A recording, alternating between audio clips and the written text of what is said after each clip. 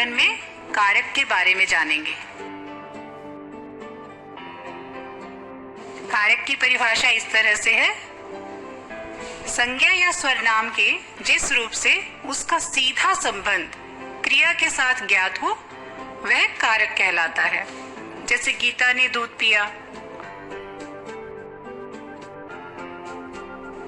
इस वाक्य में गीता क्रिया का कर्ता है और दूध उसका कर्म, अतः गीता कर्ता कारक हुआ और दूध कर्म कारक।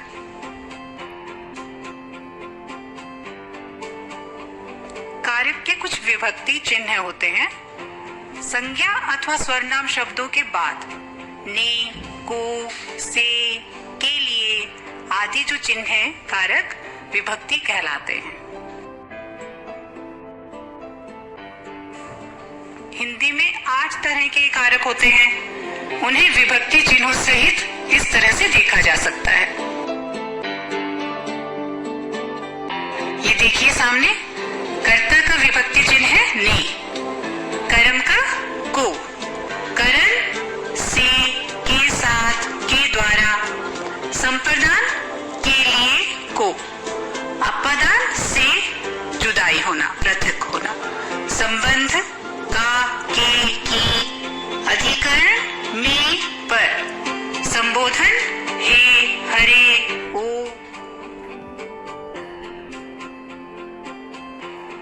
कुछ विशेष बातें हैं ध्यान देने के लिए। जैसे कर्ता से अधिकरण तक जो कारक हैं उन पे विभक्ति चिन्ह शब्दों के अंत में लगाए जाते हैं, किंतु संबोधन कारक के साथ जो चिन्ह लगते हैं वो शब्द से पहले लगाए जाते हैं। जैसे हे, हरे। कारक के प्रकार उदाहरण के साथ हम अब समझेंगे। नंबर 1, कर्ता कारक। जिस रूप से क्रिया के करने वाले का बोध होता है वह कर्ता कारक कहलाता है। इसका विभक्ति चिन्ह ने है। इस ने चिन्ह का वर्तमान और भविष्य काल में प्रयोग नहीं होता है। इसका सकर्मक धातुओं के साथ भूतकाल में प्रयोग होता है। जैसे राम ने रावण को मारा, इसमें ने जो कारक है वो कर्ता कारक है।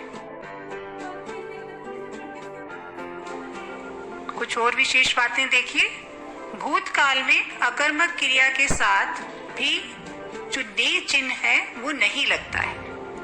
वर्तमान और भविष्य की सकर्मक क्रिया के कर्ता के साथ ने चिन्ह का प्रयोग नहीं होता है। और नंबर 3 में देखिए, कभी कभी कर्ता के साथ को तथा स का प्रयोग भी किया जाता है। नंबर 2 है कर्म कारक। क्रिया के कार्य का फल जिस पर पड़ता है वह कर्म कारक कहलाता है। इसका विभक्ति चिन्ह को है। यह चिन्ह भी बहुत से स्थानों पर नहीं लगता है। भूतकाल में अकर्मक क्रिया के कर्ता के साथ भी ने चिन्ह नहीं लगता है। जैसे वह हंसा। वर्तमान काल व भविष्य काल की सकर्मक क्रिया के कर्ता के साथ ने प्रसक का प्रयोग नहीं होता है।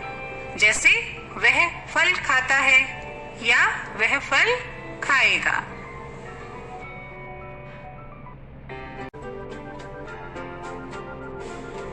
संप्रदान कारक।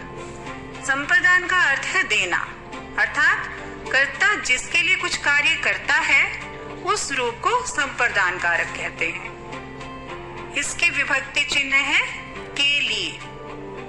जैसे स्वास्थ्य के लिए सूर्य को नमस्कार करो।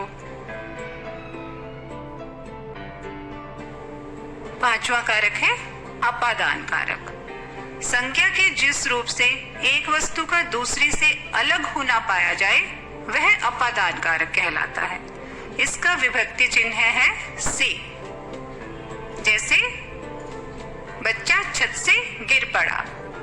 इसमें छत से अलग होना प्रकट हो रहा है, अतः यह शब्द अपादान कारक है।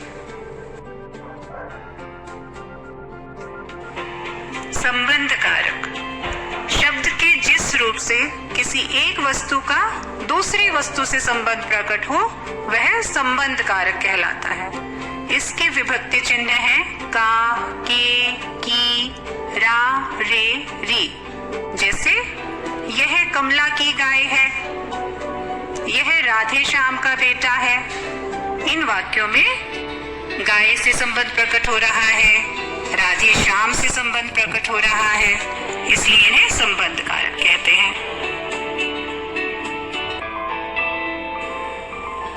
अधिकरण कारक, जिस शब्द से क्रिया के आधार का बोध होता है उसे अधिकरण कारक कहते हैं। उसे विभक्ति चिन्ह में कैसे प्रकट करेंगे? में, पर। जैसे कमरे में टीवी रखा है, भंवरा फूलों पर मंडरा रहा है। इसमें फूलों पर, कमरे में अधिकरण कारक है। संबोधन कारक, जिससे किसी को बुलाने अथवा सचेत करने का भाव प्रकट हो उसे संबोधन कारक कहते हैं। संबोधन चिन्ह इस तरह से लगाया जाता है।